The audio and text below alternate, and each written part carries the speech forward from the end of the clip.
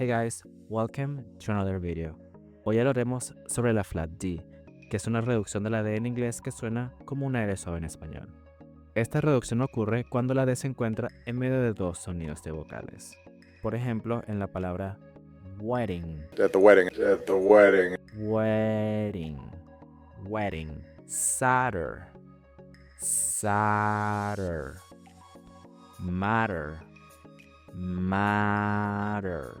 También ocurre cuando la D está entre una R y un sonido de vocal. Por ejemplo, nerdy, I don't want to be nerdy. I don't want to be nerdy. nerdy, cardio, cardio, guardian, guardian. Veamos otros ejemplos. I don't know. Cuando hablamos de manera fluida decimos I don't know. Esa D es una flap D.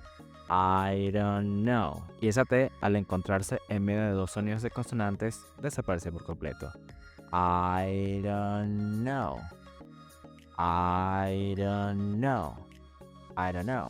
How do you know that? How do you know that? How do you know that? How do you? How do you know that? How did the wedding go? How did the wedding go? How did the wedding go?